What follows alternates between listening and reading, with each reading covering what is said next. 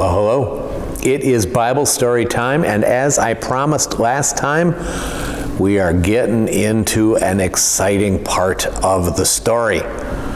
I am so glad that you're here with me. I am so glad that we have the opportunity to learn together and to study together, and I hope that you are doing well. You are all in my prayers. I care for all of you, and Jesus loves you forever.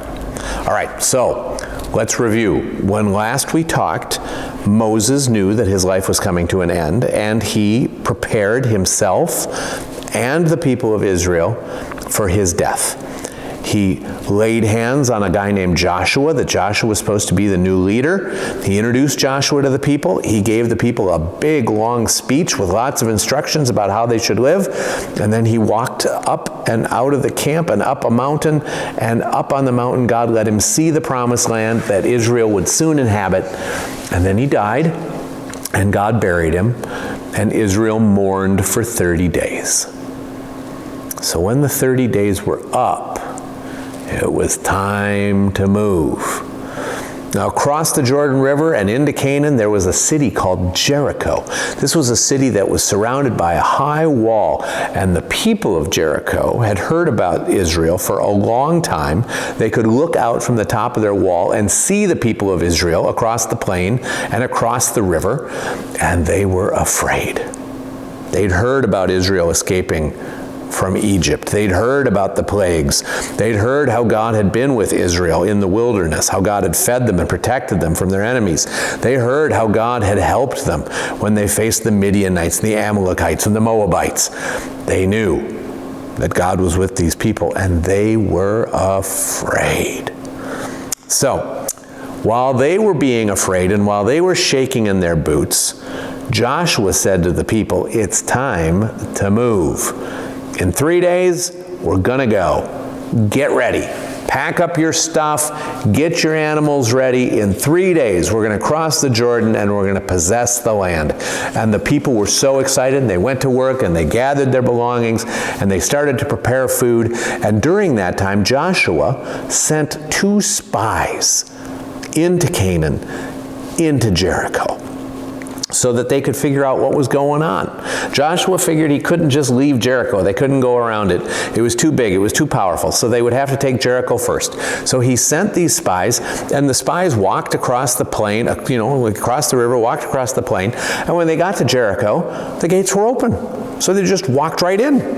Now, they were seen, of course, walking in, and someone ran and told the king, "Hey, there are spies from Israel that have come into Jericho." Well, where are they now? Well, we saw them go to Rahab's house. Rahab was a woman who had a house that was built right into the wall of Jericho. And the spies had gone to Rahab's house. Well, the king wasn't going to let these spies escape. He wasn't going to let them go back to Israel and tell Israel what they had found. He knew that they had to be captured. They had to be stopped. So he sent people to Rahab's house to arrest the spies. But when they got there, they couldn't find them. Rahab had hidden the spies on the roof of her house. It's a thatched roof, a roof made of grass and plants. She had hidden the spies on her roof.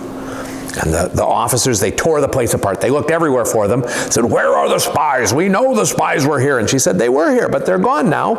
They left just before dark. If you hurry, you can catch them."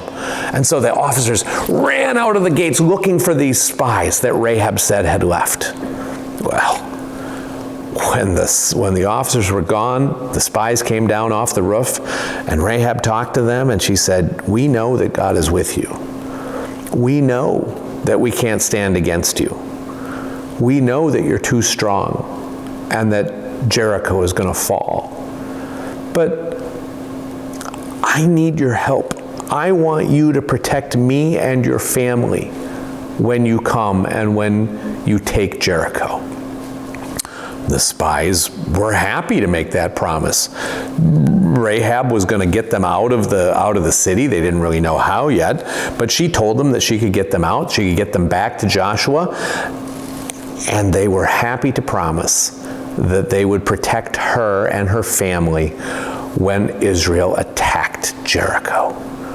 All she had to do was put a red cord, a red string in the window of her house, and everyone in Israel would know to not attack that, but to protect it. Well, that deal was good with Rahab. She was fine with that.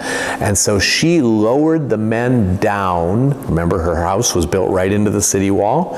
She lowered the men down the wall with a rope. And she told them, the officers have gone chasing after you back toward the camp. Don't go. They'll find you. They'll catch you. Go hide in the mountains for a couple of days and then go back to Israel and remember your promise. Well, that's just what the spies did. They went and they hid in the mountains for a couple of days, and then when the coast was clear, they went back to the camp of Israel. They told Joshua all that had happened. They told him how afraid the people were. They told him about the deal that they made with Rahab, and Joshua was excited, delighted, happy as could be that God had already prepared a way for Israel, that God had already been at work in the hearts of the people of Jericho so that they were afraid. And Joshua believed that God would give Israel the victory when they went into the promised land. And he said to the people, surely God has given us the beautiful country in front of us, for the people are afraid of us, and they think that they are too weak to fight us. So that's where we are next time we cross the river.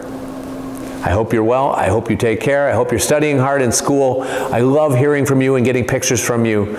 You take care, and I'll see you soon. Bye-bye.